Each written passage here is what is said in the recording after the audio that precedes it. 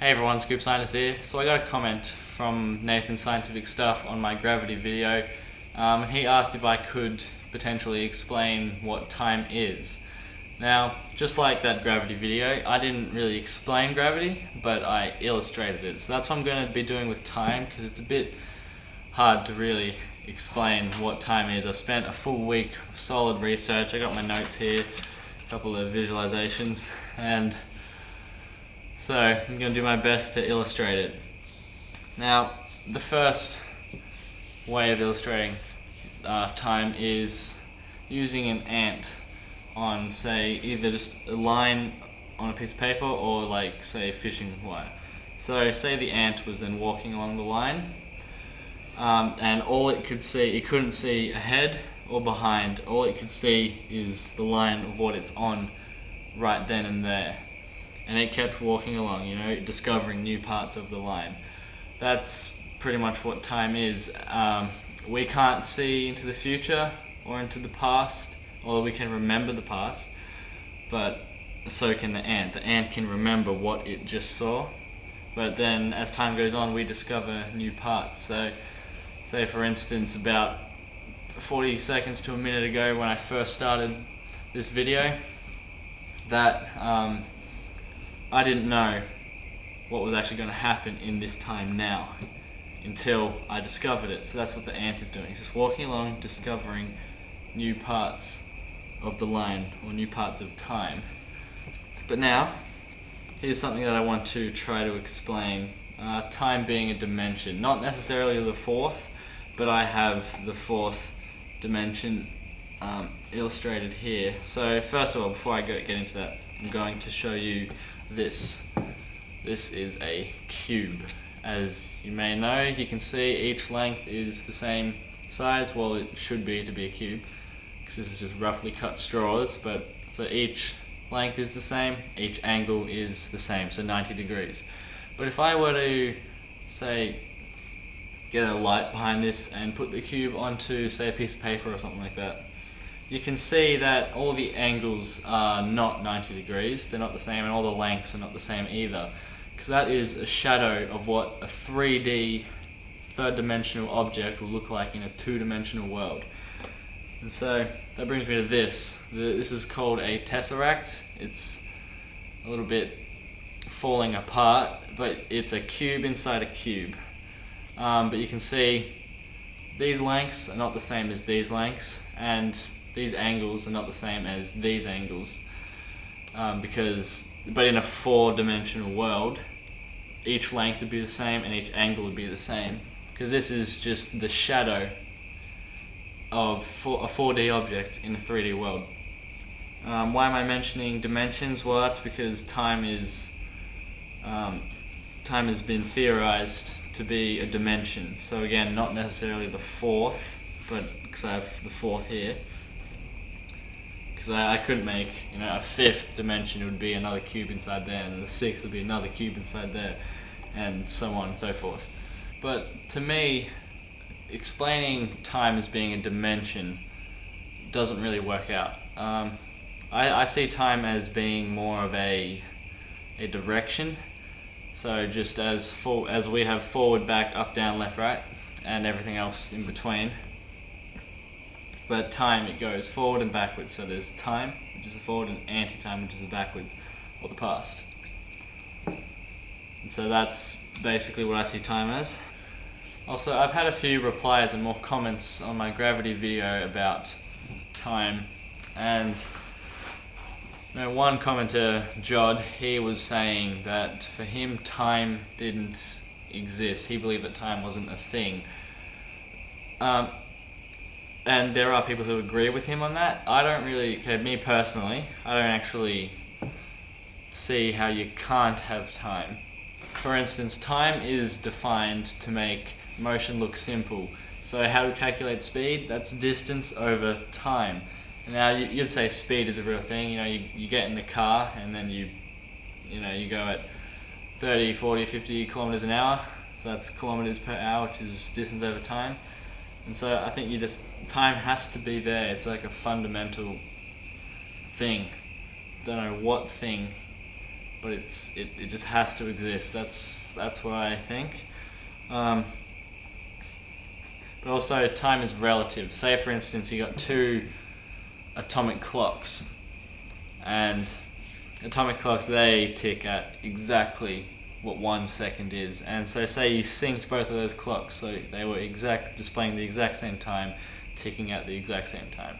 And then you put one clock on a satellite that went around Earth, and you put one just on Earth, so it's staying in the same place.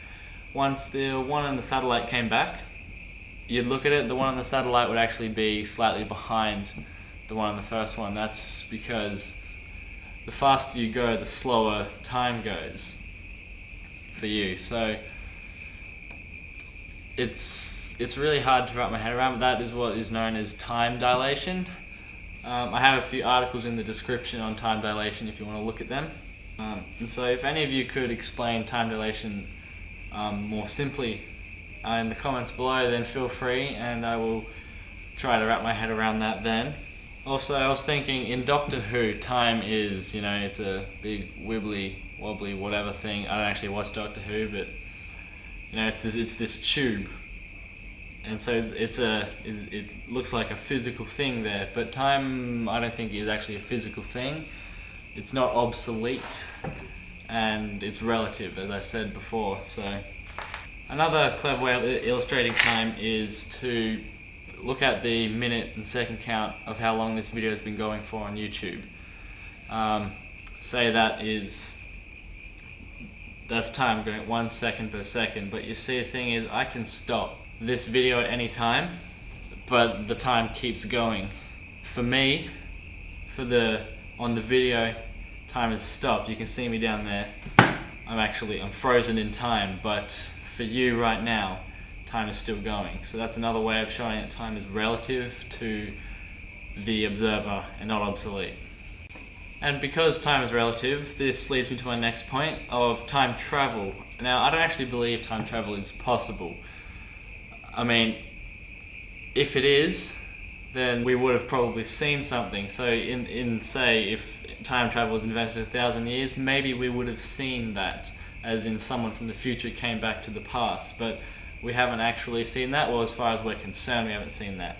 But basically, I don't think, say you traveled back in time 10 years, you're not going to end up being on Earth, because as Earth has coordinates, so does space-time. And the Earth, solar system, galaxy is constantly moving through space. And so if I were to go back in time 10 years, I would end up in the coordinates of space-time I'm in right now. But Earth would be back where it was 10 years ago, so I'd be floating in space and I'd be dead. So if time travel is possible, then the people from the future who have tried to travel back in time have just ended up being in space somewhere. If that is, of course, time travel being possible. But I want to talk about wormholes. So say, for instance, this is space-time. If I want to get from this point to this point, well, then I'd walk or get in a plane and fly there. However, you'd travel there. But wormholes, they're also hypothetical, so they actually don't exist as far as we're concerned, but they could be out there. But basically what wormholes do is they get the 2 points that you want to travel to, and they bend space-time and connect them together, so you can travel from there immediately. But because time is relative, and you just traveled from one point in space-time to another immediately, you just traveled at infinite speed.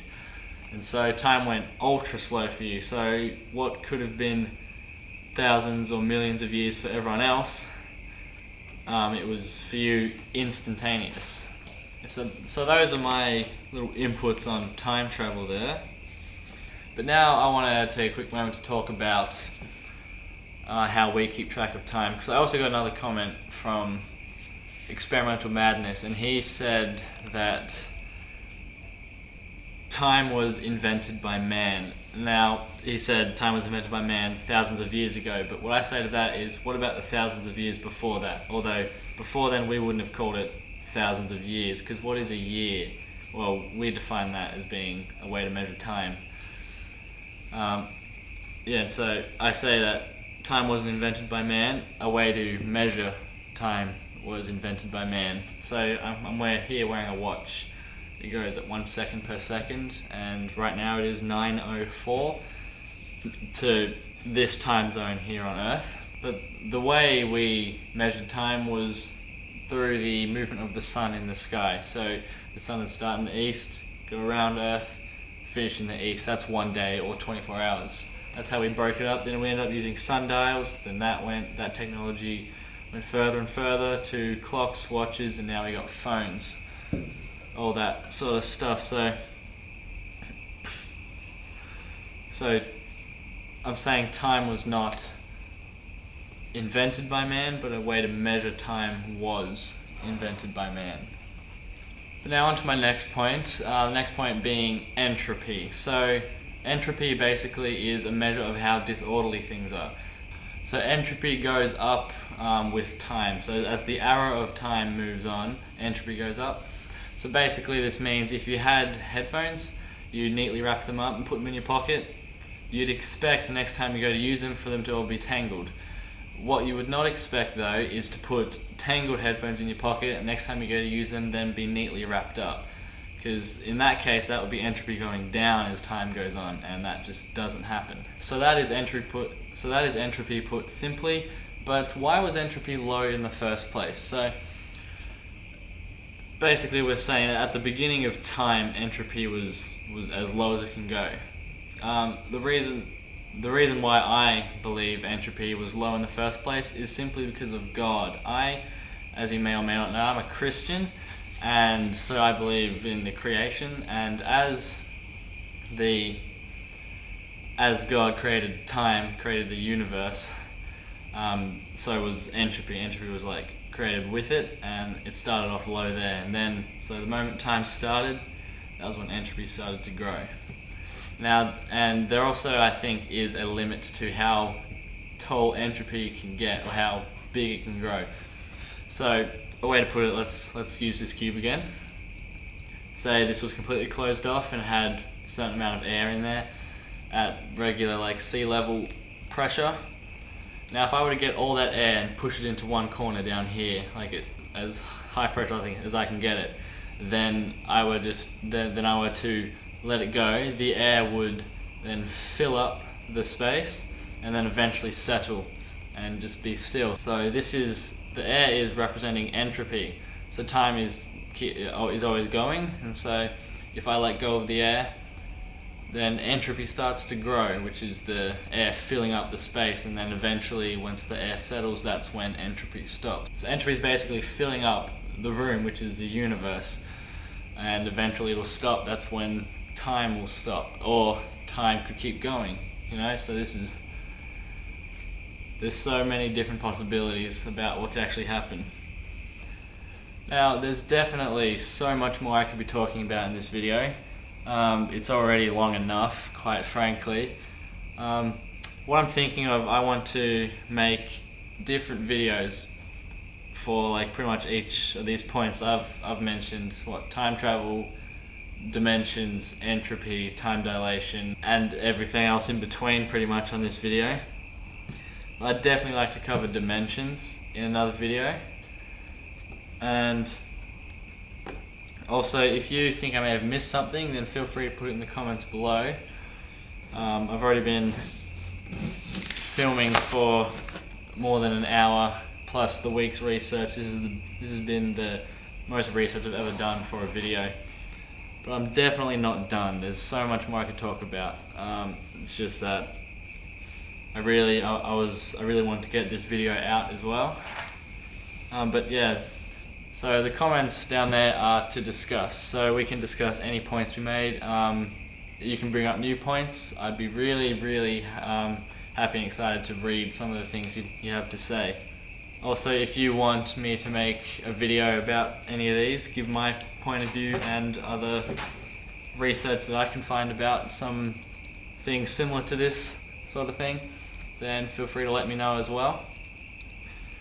I also want to mention this again. I've mentioned it a few times, but I'm on Patreon now, Patreon's a crowdfunding campaign, so I offer some rewards. So say just for $2 a month, then I'll give you a screenshot of a video before it comes out live. and other stuff like that. So you can donate as little or as much as you want, just per month, and it can help me make videos so I can buy some things. But anyway, that is time. As far as I'm concerned right now, I really want to try to explain it about what it is, but we just can't. Humans cannot wrap their head around what time is. So that is the video. I just want to thank you guys for watching so much. If you did enjoy it, please give it a big thumbs up, and don't forget to subscribe to see future videos like this.